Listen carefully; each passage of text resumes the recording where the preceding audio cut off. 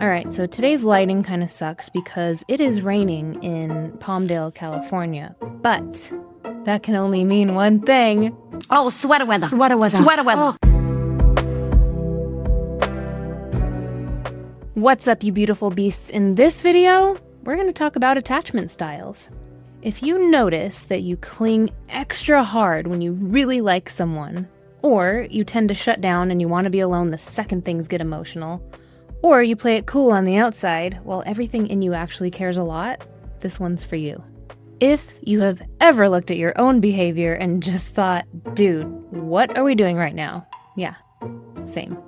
We are going to talk about why you react like that in relationships. The romantic ones, the friendships, the family dynamics, and honestly, the way you relate to yourself. And just so we're clear from the beginning, this is not a let me diagnose you and tell you what's wrong with you kind of video. I'm not here to label you as needy or cold. We are going to look at how your brain and body learned to do connection so that you can update the script. So, take a breath, grab some water, and unclench your jaw if it's already clenching, and let us nerd out together in human language. Disclaimer. Connect to Beast isn't therapy or a substitute for trauma work with a licensed mental health professional. This is a space to practice connection, not comparison. I'm an NASM certified personal trainer, nutritionist, and master neurotransformational results coach, and I believe relationships, both with other people and with yourself, are one of the best medicines we have. Maybe you're rebuilding trust, finding your voice, or figuring out how to feel safe around others, and whatever it looks like for you, you are not doing it alone here. You were never meant to survive in isolation. You were meant to be seen, heard, and held, always on your terms. What is attachment theory? Okay, so let me just lay the foundation a little bit so the rest of this makes sense. Attachment theory basically says that when we were tiny, we learned what love and safety felt like from whoever raised us. That might have been parents, grandparents, foster parents, older siblings, whoever the main grown-ups were. Those early experiences became what the science people call an internal working model. I like to translate it as your brain's relationship operating system. It's kind of like the script in your head about what you expect from other people and what you expect from yourself. If the people around you were mostly consistent, responsive, and emotionally safe, your nervous system probably leaned more towards people are mostly safe, I matter, and I can be myself. That tends to grow into what we call secure attachment. If love was unpredictable, chaotic, distant, or even scary, your nervous system had to get creative. It went, okay, apparently this is how we survive in the house, let me build a strategy. That often becomes one of the insecure attachment patterns. Now this is really important.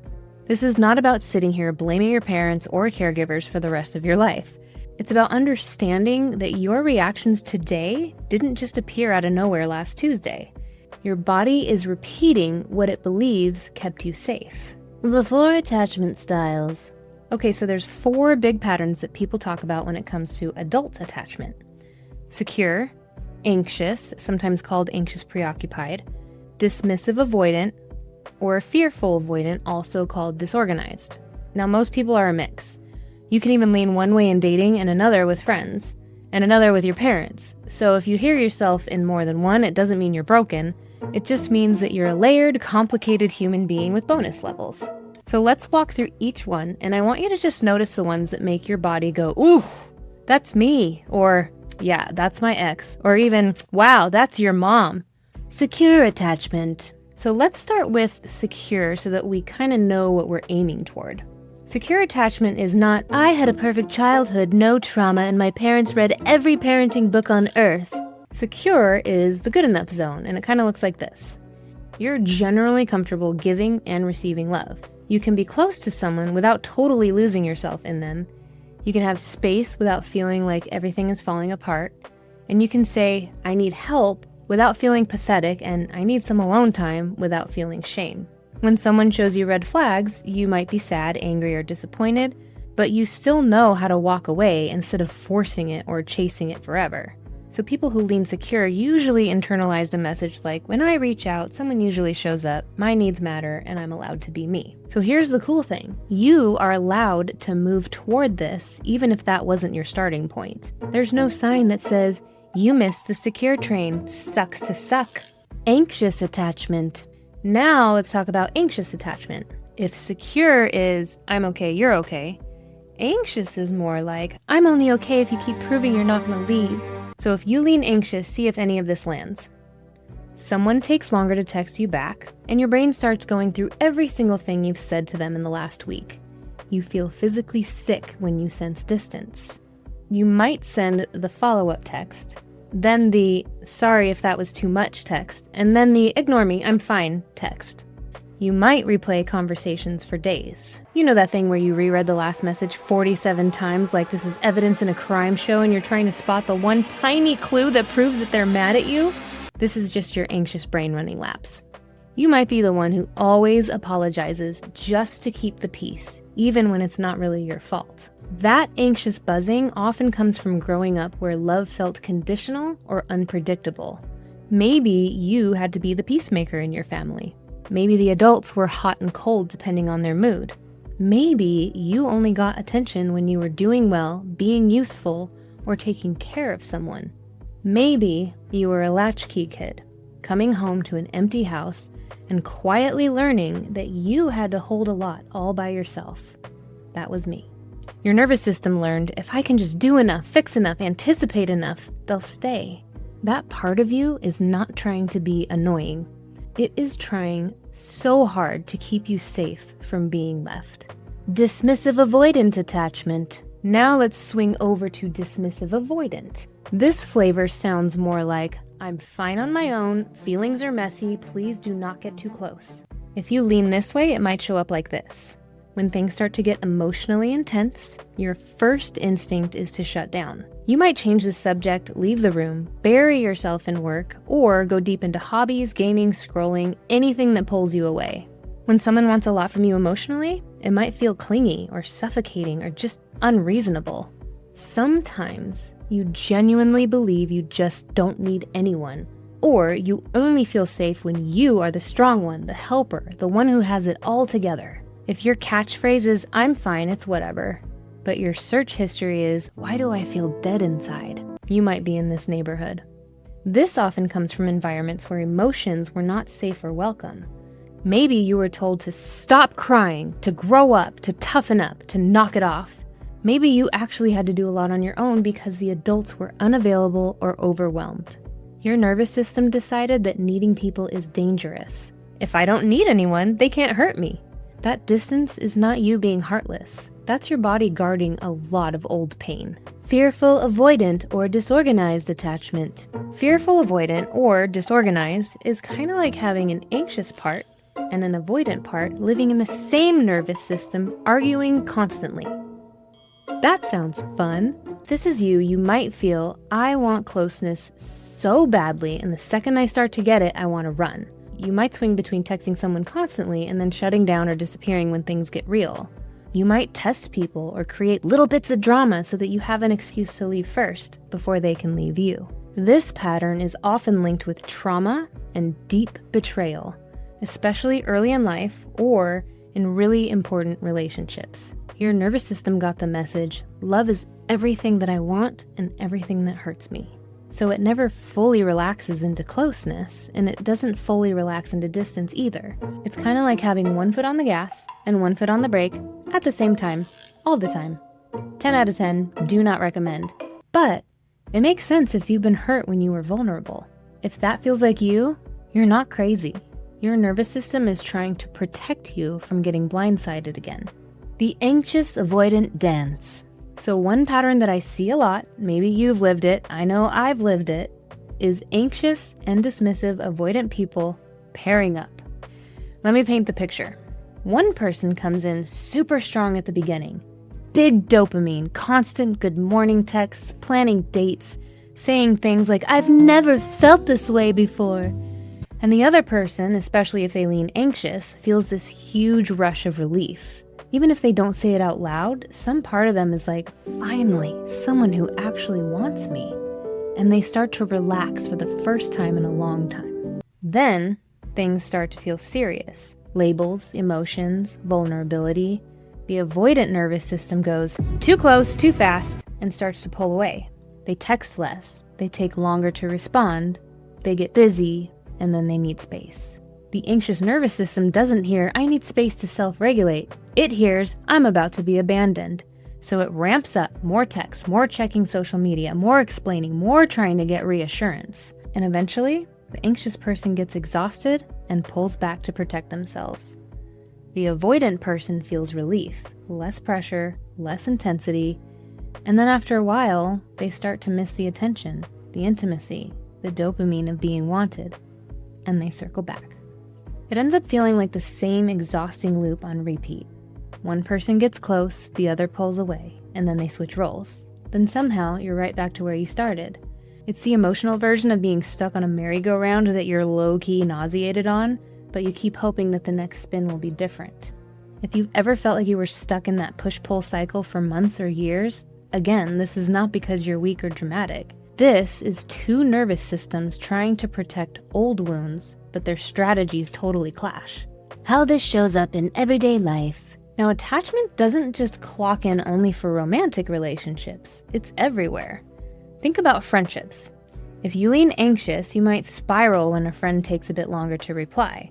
Or you might be the one always over-explaining, over-apologizing, and over-giving to keep the friendship stable. If you lean avoidant, you might never let friends see the messy stuff. You might say, "I'm just a very private person," when it actually feels terrifying to actually be known. Think about parenting. Anxious might look like feeling you are the worst parent in the world if your kid's upset with you for 5 minutes. Avoidant might look like shutting down emotionally and only focusing on tasks and logistics because sitting with big feelings is just too much. And then, think about your relationship with yourself. When you feel something intense like sadness, jealousy, shame, or anger, how do you respond? Do you abandon yourself and go straight to, "What's wrong with me?"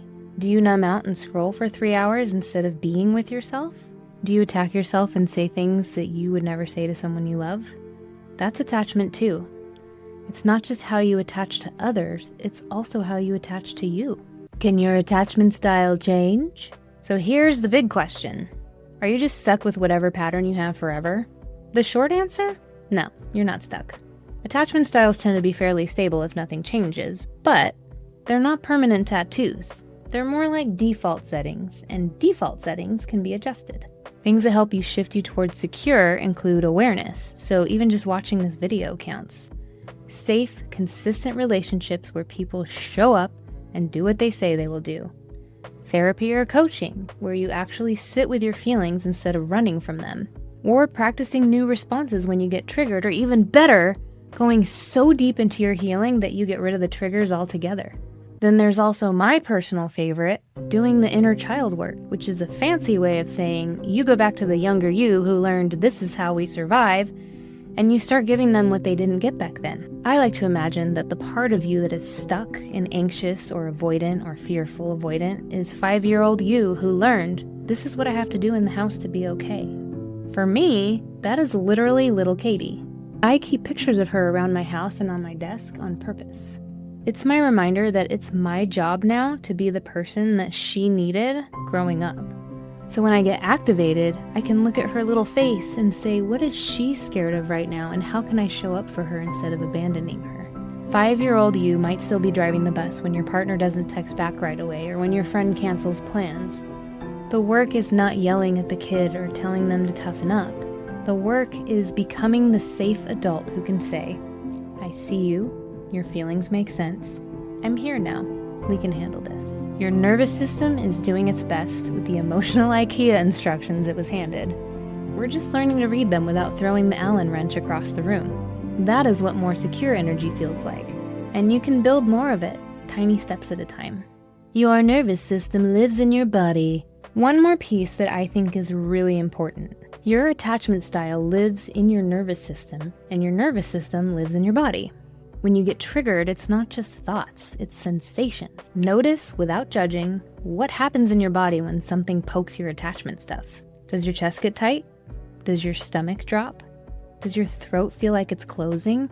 Does your jaw clamp down? Do your shoulders creep up towards your ears? If you've spent years of your life from the neck up and thinking your way through everything, it can feel really weird and even uncomfortable to actually notice those sensations and stay with them without numbing out or running away. If your coping style is ignore my body until it sends a strongly worded email in the form of a migraine, you're absolutely invited to do this work.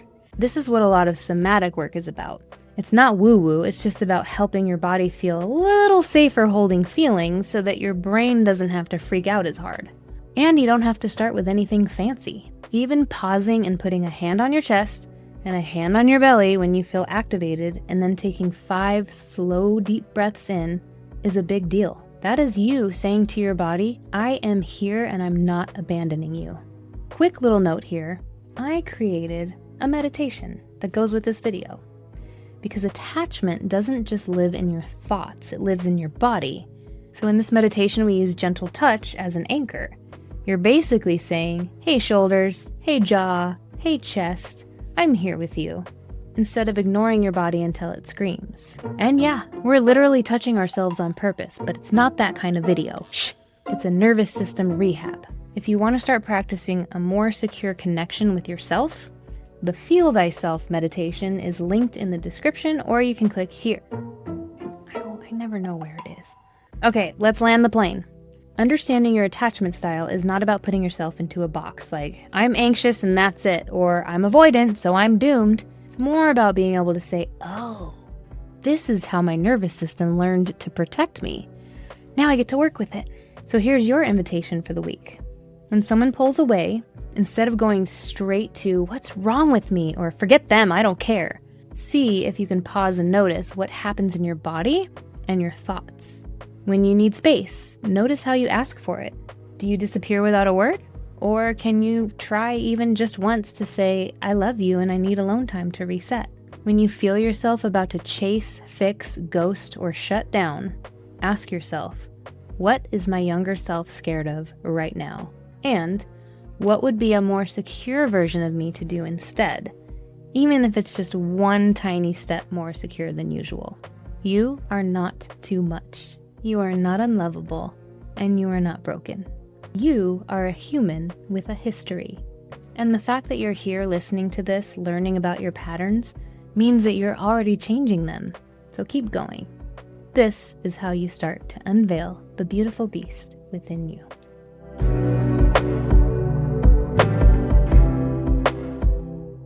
Why am I crying? Okay. I need to run now because I'm crying.